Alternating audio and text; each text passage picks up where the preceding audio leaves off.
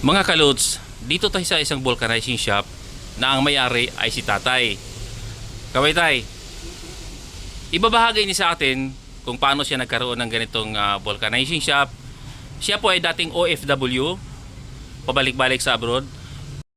Bakit niyo naisipang magtayo ng vulcanizing shop? Di ba galing kayong abroad, wala ba kayong naipon? Mayroon, pero hindi naman sapat sa maipon. So anong naisip niyo pagkatapos noon, nung nandito kayo sa Manila, gusto niya na bumalik sa abroad, kaya lang parang ayaw na kayo tanggapin dahil sa edad ninyo. Anong naisip niyo? Hindi sa edad. Oh, Kung hindi kami nagkasundo sa kontrata. Kasi sa halip na 2 years, 3 years contract, oh. ay, kaya nakapag-desisyon ako na hindi na ako tutuloy. Dahil mahamang panahon yung 3 years. Sa bagay, ang pangkaraniwang kontrata po ay 2 taon lang. 2 taon lang. Tapos ang ibinigay sa inyo nung pahuling kontrata mo ay 3 taon. 3 taon. Kaya nag-alinlangan ka kung tutuloy ka o hindi. So, sa makatuwid, hindi kayo tumuloy. Hindi. Oh. Nung hindi kayo tumuloy, anong naisip nyo? Yung inisip nyo, ano kayang kabuhayan ang gagawin ko sa Pilipinas? Nagtrabaho na kami ng construction dati.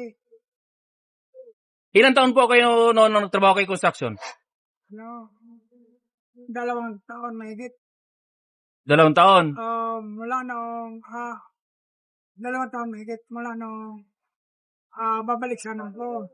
Tapos, Noong pandemic, nakapag-desisyon na yung anak ko na magtayo ng maliit ng vulcanizing.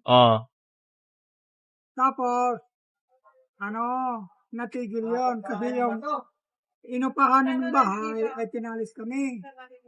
so nahirapan kayo noon at that time? Bininta nila yung bahay. At that time, tanongin kita, kasi sa ngayon nakikita ko, andito na yung lahat na pamilya mo. Nung time na yon, andito na yung pamilya mo o yung iba nasa probinsya pa? Dito na kami lahat. Dito na kami lahat. Tapos, naisipan namin mag-asawa na magtayo ng motorcycle part accessories. Vulcanizing. Tapos, Nagsimula. saan po kayo nagsimula? Itong pwesto na to o sa iba? Kabilang pwesto. Sa kabila pa? Hindi ito. Hindi. Pero, sa tagal ng panahon, ay nakilala namin yung supplier ng kursa. Doon nagsimula yung namin, yung buhay namin. Okay.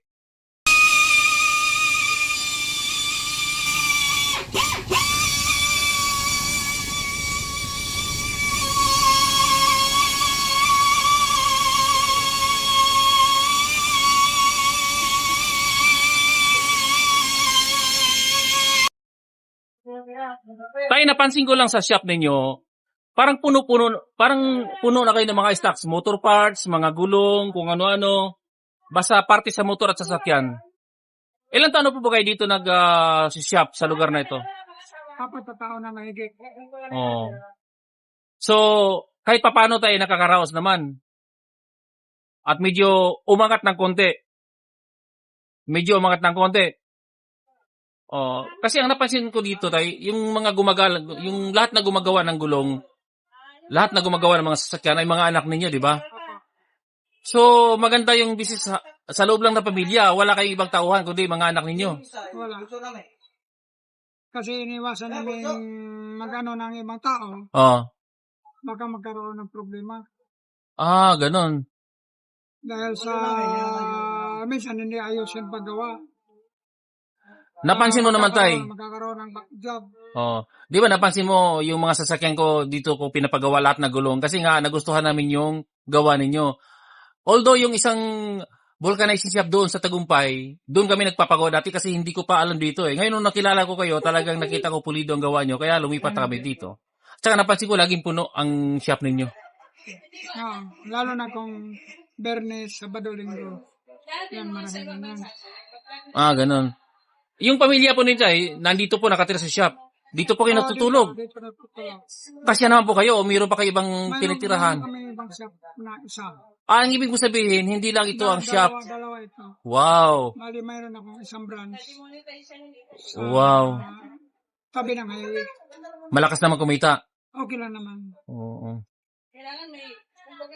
So tay, napakaswerte ninyo sa business ninyo. Yung iba, hindi malaman kung anong negosyo ang gagawin. Kayo, parang stable na kayo sa vulcanizing shop ninyo. Tsaka nakikita ko talaga maganda kayo gumawa. As in talaga. Tsaka kompleto na kayo sa mga gamit pang vulcanize. Mga gulong, mapamotor, mga kung anong piyesa sa motor, mga langis, nandito na rin sa inyo. Ayan, nakikita nyo naman mga loads. Siya nga pala, loads, ang lugar na ito ay nandito lang sa Montalban, sa Barangay San Jose, sa ibaba ng Manila Hills, sa ibaba ng police station. Walang ibang nag-vulcanize dito kundi si tatay lang. So tayo, anong hindi naman kayo kinakapos? Okay na. Okay na ang buhay natin ngayon.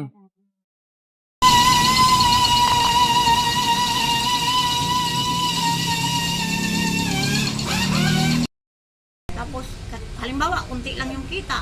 Pinapaano namin sa kanya kahit wala kami. Saan po kayo banda Sa may ko. Sa may kuhin. Doon, dito. basta sa kalsada, tabi ng kalsada kayo, walang pwesto, doon na kayo nag-vulcanize? Oo, nangupahan kami doon. Kahit sa tabing kalsada kasi Oo. bawal yung harap. Oh. Hindi ka pwedeng. Ang hirap pala ng umpisa ninyo. Dalawa lang kayo ni tatay mismo. Oo, dalawa lang. Tapos pag uwian, ang mga gamit nyo, isasakay sa kariton at iuwi sa bahay. O, tingnan mo naman, sa makatuwid, lalayo na tayo, ito na ang inabot nyo ngayon. At balita ko pa, 2 na raw ang pwesto ninyo. At nakabili na kayo ng mga kung ano-ano. Malupain. Mga lupain. Gamit ng mga ano, pang Wow, swerte nyo naman. mga bagong mga bagong high-tech. Pero yung umpisa nyo, ma'am, parang hindi ko lubos maisip na nasa tabi lang kayo ng kalsada, walang pwesto, nakakariton lang kayo, mag-vulcanize lang. Tapos ngayon, tingnan mo naman. Marami nga nagtaka yung mga tricycle na dilaw. Bakit daw nagkaganito kami? Ah. Ang sagot ko lang, huwag ka lang magdaya ng tao. Totoo ka lang. Ah. At saka walang bisyo. Kasi marami dito, nagiinom, physical na siya. Oh. Kaya hindi sila umasan. Hindi yan sila sa amin. Kasi ang ano talaga namin kain lang, yung pera. Kaya nagkaganito kami. Kasi pag wala kang bisyo, kahit maliit man, unti-unti, makapag-ipon ka talaga.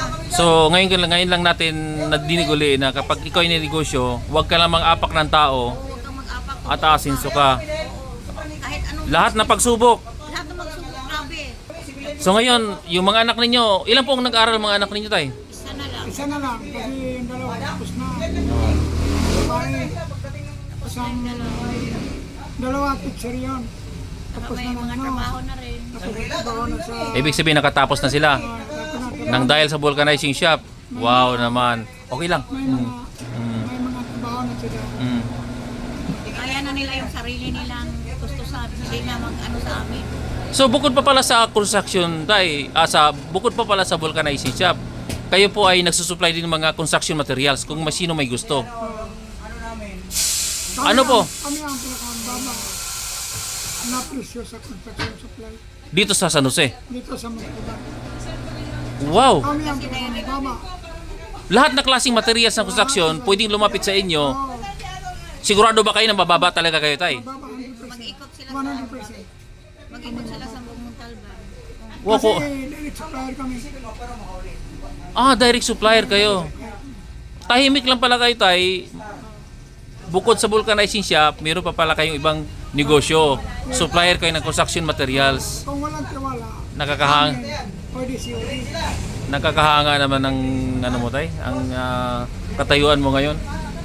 Pero nung araw, mahirap yan mag-trace kung saan banda yung wholesaler, yung mga showroom, ang kagaya ng mga steel and iron company, mahirap hanapin.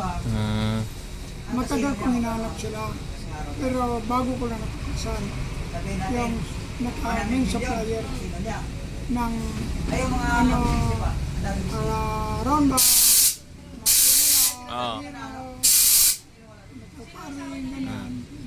Pero ang parang kung lalapitan kayo, wala silang ibang pupuntahan kundi dito. gusto nilang makapit, dito na sila sa amin, magtiwala. Kami handang magsisilbit sila sa mababang halaga. Wow. Ito may natutunan na tayo mga kaluds. So, pakita natin ulit yung shop ni tatay Ayan punong-puno. Maliit nga lang yung shop niya pero punong-puno. Halos hindi na ako magagalaw dito Ayan Walang tigil yung mga ano dito, yung mga nagpapavulcanize, papagawa sa mga sakyan nila, mga gulong, motor man o sasakyan. Dito lahat sa kanya lumalapit. Kasi siya lang mag-isa dito sa kuan eh. Sa lugar na to eh. Wala na. Yung ibang mga vulcanizing shop ay parang nagsara na yata. Tayo pa sa Tagumpay wala na eh. Merong vulcanizing shop sa Tagumpay. Pero yung mga malalaking sasakyan, mano-mano talaga, grabe, as in. At sindir na Oo. So tay, ano maipapayo mo sa mga nanonood sa inyo, lalo kung meron silang mga sasakyan na sira yung mga gulong, flat. kung gusto nila, dito na sa atin mag-vulcanize. Ah, At kung kailangan naman nilang gulong, ah, nagsusupla din kami ng gulong. wow. Huwag lang gulong ng piloder. Kung Oo. gulong ng sasakyan, kahit anong klase ng sasakyan, huwag lang piloder. Paano na mag-supply? Ang galing. Sa mababang Halaga. ganun kami kalupit. Lupit ay ha. Grabe, isipin mo ha. Sa kalsada nagbo-vulcanizing shop, ngayon 2 pwesto na nila at nakabili na sila ng kung anong gusto nila, may bahay na rin sila nabili. Simalalo sa tulong nila mag-asawa ay umasinso na ang buhay nila. Hindi talaga natin masabi yung buhay ng tao, mga lods. Kaya ito si tatay at si nanay, inspirasyon to sa atin. So tay, nay, maraming salamat sa inyo ha. Maraming salamat tay. Wala nga naman. Salamat po. Tay.